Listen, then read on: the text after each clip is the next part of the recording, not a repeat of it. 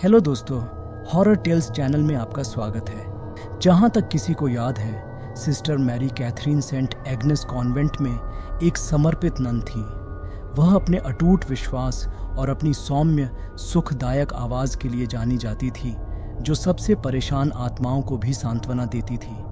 लेकिन शांत मुखौटे के नीचे एक अंधकार छाया हुआ था। सुदूर जंगल में स्थित सदियों पुरानी पत्थर की इमारत कॉन्वेंट का इतिहास मौत और निराशा की फुसफुसाती कहानियों से भरा हुआ था। वहां रहने वाली ननों ने हॉल में अजीब घटनाओं, रहस्यमय शोर और छायादार आकृतियों के बारे में बात की। वे सभी कॉन्वेंट के सबसे गहरे रहस्य से डरते थे। तीसरी मंजिल पर सीलबंद कमरा, जिसे एक दुष्ट आत्मा का अड्डा कहा जाता था। सिस्टर मैरी कैथरीन ने नौसिखिया के रूप में ये कहानियाँ सुनी थीं, लेकिन उन्होंने उन पर ध्यान नहीं दिया। उसका मानना था कि उसका विश्वास उसे किसी भी गुप्त बुराई से बचा सकता है। ये कहानियाँ महज अंधविश्वास थीं। उसे कम ही पता था कि उसका अटूट विश्वास वही था जो आत्मा चाहती थी। एक ठंडी अमावस की रात कॉन्वेंट के बाहर बहरा कर देने वाला तूफान चला। हवा खोई हुई आत्माओं की तरह चिल्ला रही थी और बारिश प्राचीन खिड़कियों से टकरा रही थी। जब सिस्टर मैरी कैथरीन अपनी मंद रोशनी वाली कोठरी में लेटी हुई थी, तो कमरे की परछाइयाँ अशुभ रूप से नृत्य करती हुई प्रतीत हो रही थीं। अचानक एक धीमी और भयानक फुसफुसाहट उसके कानों में गूंजी। सिस्टर मैरी कैथरीन, उसने इशारा किया, लगभग किसी प्रेमी की पुकार की तरह। सिस्टर मैरी कैथरीन उठ बैठी। उसका दिल जोरों से धड़क रहा था। उसने सोचा कि यह सिर्फ उसकी कल्पना थी, या शायद तूफान उसके साथ चालाकी कर रहा था। उसने अपनी आंखें बंद कर लीं और उस डर को दूर करने के लिए प्रार्थना करने की कोशिश की जिसने उसे जकड़ लिया था। सिस्टर मैरी कैथरीन, फुसफुसाहट जारी रही, अब करीब। अपनी आंखें खोलकर उसने अपने सेल की जांच की। वहाँ कोई नहीं था। कमरा अंधेरे में डूबा हुआ था और रोशनी का एकमात्र स्रोत दीवार पर लटका हुआ छोटा सा क्रूस था। उसने प्रार्थना बड़बड़ाते हुए उसे कसकर पकड़ लिया। अचानक फुसफुसाहट तेज हो गई, मानो यह क्रूस के भीतर से ही उत्पन्न हुई हो। दीवार पर क्रॉस कांपने लगा और फुसफुसाहट एक भयानक मंत्र में बदल गई, जो बार बार उसका नाम पुकार रही थी, अब उसके दिमाग में गूंज रही थी। घबराहट में सिस्टर मैरी कैथरीन ने क्रूस को दीवार से फाड़कर फर्श पर फेंक दिया। मंत्रोच्चार जारी रहा और क्रॉस, हालांकि अब जमीन पर पड़ा हुआ था, बीच हवा में तैर रहा था, मुड़ रहा था और घूम रहा था, जैसे कि उसके पास कोई भूत हो। कमरे का तापमान गिर गया और उसकी सांसों से हवा धुंधली हो गई। सिस्टर मैरी कैथरीन अपनी कोठरी से भाग निकली। अंधेरे गलियारे से नीचे दौड़ती रहीं। मंत्रोच्चार करती क्रूस की ध्वनि उनका पीछा कर रही थी। वह मदद के लिए चिल्लाते हुए ननों के सामुदायिक क्षेत्र में घुस गई। अन्य नन नींद से जागकर यह विचित्र दृश्य देखकर अवाक रह गईं। एक्सॉर्सिज्म, उनमें से सबसे बड़ी सिस्टर अगाथा चिल्लाई, हमें भूत प्रेत भगाने का कार्य करना चाहिए। एक साथ वे चैपल में एकत्र हुए, जिसके केंद्र में दुष्ट क्रूस तैर रहा था और अभी भी सिस्टर मैरी कैथरीन के नाम का जाप कर रहा था। भय से कांपती हुई नन्हें भूत भगाने की प्रार्थना पढ़ने लगी।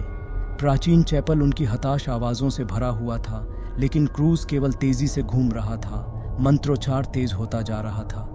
जैसे जैसे एक्सॉर्सिज्म जारी रही, कमरा विकृत और बदलता हुआ प्रतीत हुआ।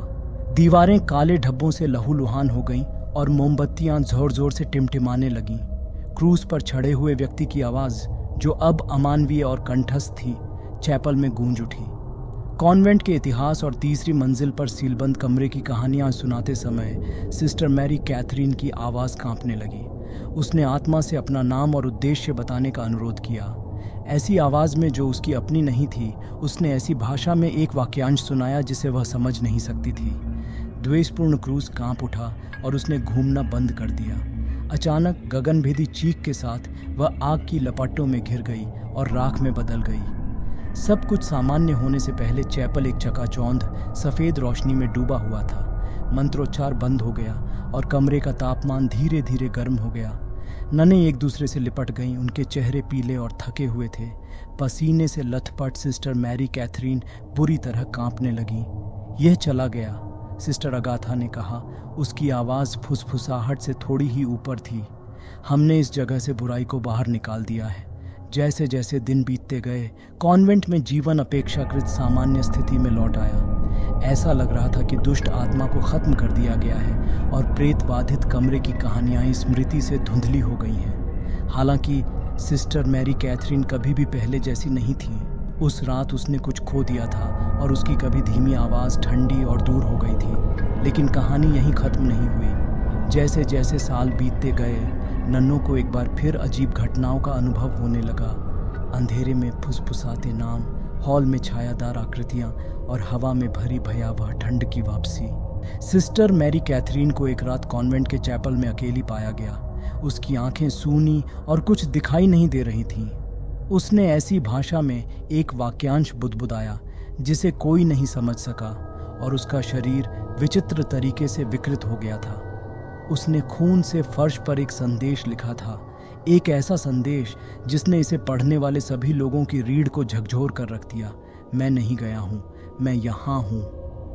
द्वेषपूर्ण आत्मा को दूर नहीं किया गया था, वह केवल छिपा हुआ था और पलटवार करने के लिए सही समय का इंतजार कर रहा था। जैसे जैसे वर्ष बीतते गए, अधिक नन गायब हो गईं, उनका भाग्य अज्ञात था।